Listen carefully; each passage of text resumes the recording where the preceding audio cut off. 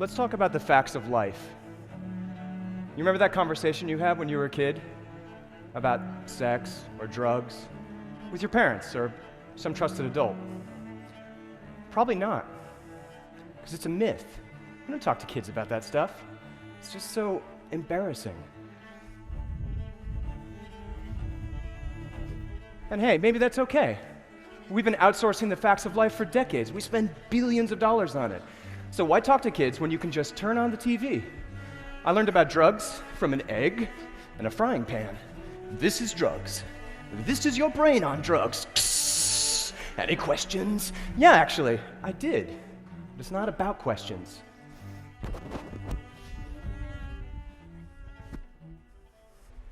It's about data. And in the 1980s, when I was growing up, those data were terrifying parents. 1% of high school seniors had tried heroin, 12% hallucinogens, 12% tranquilizers, 17% cocaine, 26% stimulants, and over 50% of us had tried marijuana. It was an epidemic! At least that's what they told us. And marijuana was the gateway drug, leading to all the harder stuff. Of course, 92% of us were drinking alcohol, and that was killing more of us than all drugs combined. But never mind, it's legal. So we declared war on drugs. Nancy Reagan was our general. All drugs will kill you, so just say no. Just say no to pot. Just say no to cocaine. Just say no to everything. So simple. If you want to save kids, you have to scare the hell out of them. And we spent ridiculous amounts of money doing that. Soon that war on drugs spread to become a war on sex. And we were pushing abstinence on kids to fight AIDS. And when all the data finally came home, guess what? Completely ineffective. We love big solutions to big problems, don't we? What if the facts of life don't work that way? What if the experience of having that conversation can't be mass-produced? What if it can't be scaled up? Well, that'd be very frustrating for everyone in this industry, wouldn't it? And many of them really are trying to help. Who then? Us. We have to talk to kids, openly and honestly. But are we ready to be honest? I don't think so. We mythologize childhood. Mine was in Stone Mountain, Georgia, a completely typical 1980s American suburb. For the parents, a wholesome paradise of bridge parties and tennis games. For us kids, we were all working on a secret research project. And our laboratory was in the woods after school, under the covers, during sleepovers.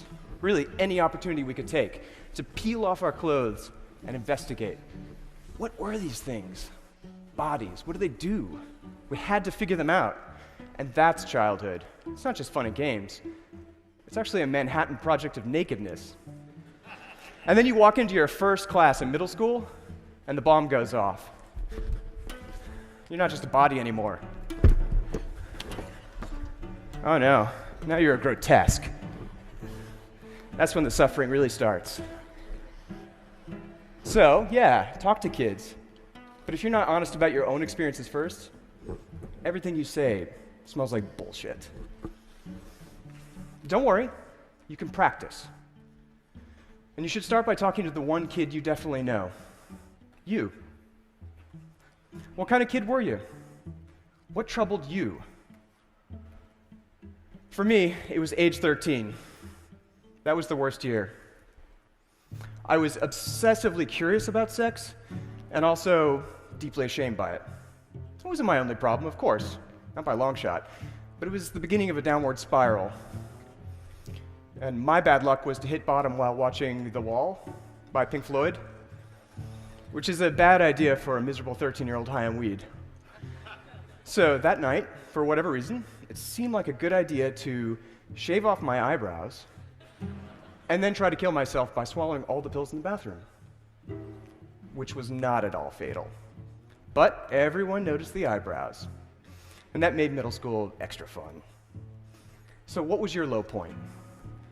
And if you could build a time machine to travel back and talk to that kid, what would you say to yourself? For me, it was easy. All I really needed was someone to reassure me that somehow I was a normal part of the universe. but I didn't feel like I could talk to anyone. And yet, weirdly, I fully expected a time traveler to materialize at any time, because I was a geek. I didn't know if it would be my unborn son, or a T-101 cyborg, but either one would be awesome.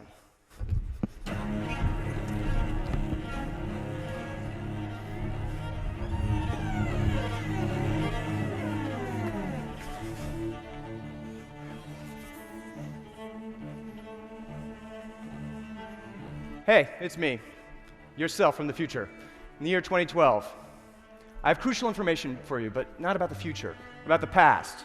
A billion years in the past, when this planet was covered with nothing but cells, and all they did was fight, eat, and divide, fight, eat, and divide. Except for one, and that's your ancestor. This cell enslaved other ones, but master and slave became one. And then those cells invented sex. And then they invented the first bodies, with each cell doing a different job, some smelling, some moving, some eating. And the job of sex went to a special cell called the gamete. And those bodies became giant.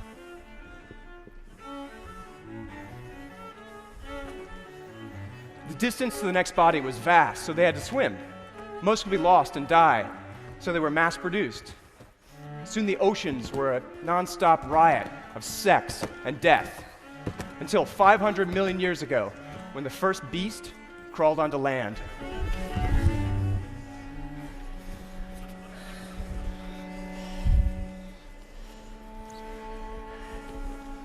Land is hard, because bodies are heavy, and the sun kills gametes. You have to keep them safe.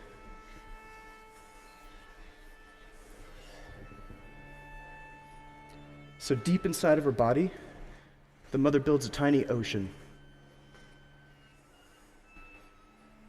Outside are events of unimaginable violence.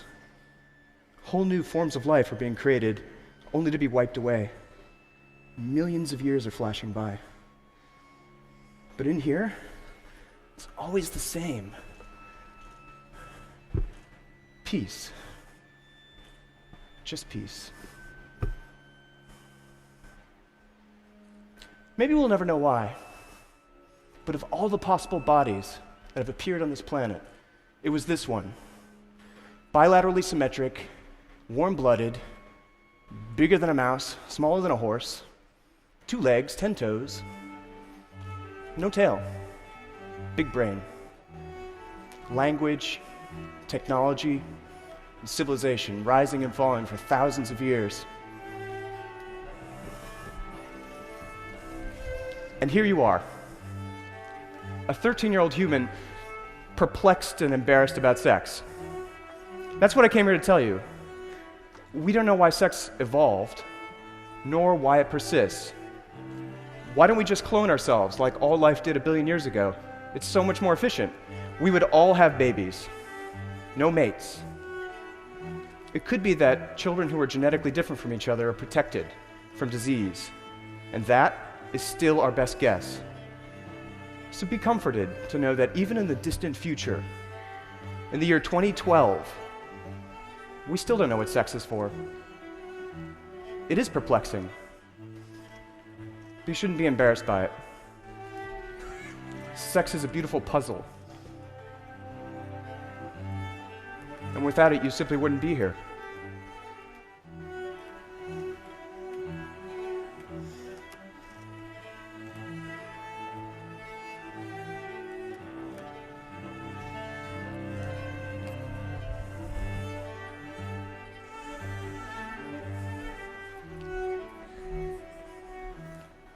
By the way, be nice to your little sister.